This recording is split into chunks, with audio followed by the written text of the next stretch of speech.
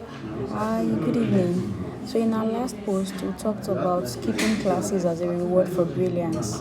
This is very common in Nigeria. I understand that some parents even request for it, and some schools who do not have the policies against all of this allow children that are considered exceptional to skip classes. Wow, interesting.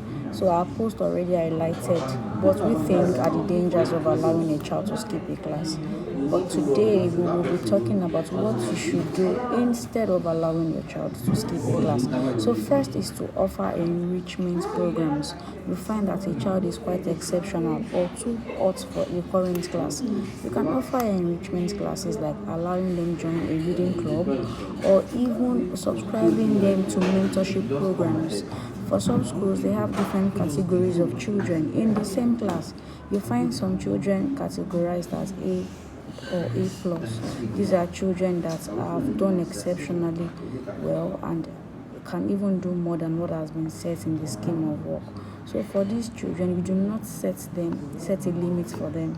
You can keep giving them more work to do, but not skip in a class. So again, they can join reading clubs, they can be a member of a mentorship program, and even work on independent projects to ensure that the learning doesn't stop.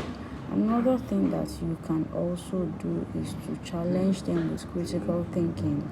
So there are puzzles, there are different games that challenges their thinking and helps them to even expand on what they already know and their intellect.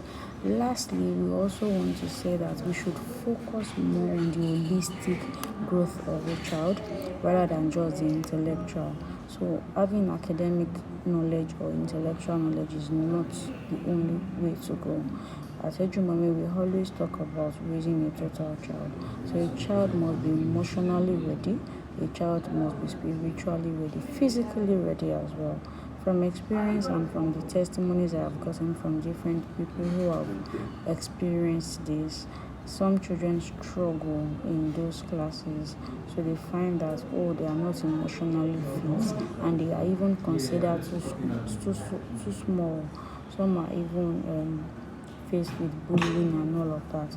So for parents and schools, instead of allowing your child to skip a class, you can just introduce them to enrichment programs, critical thinking games, subscribe them to reading clubs and other things that help them to challenge their thinking.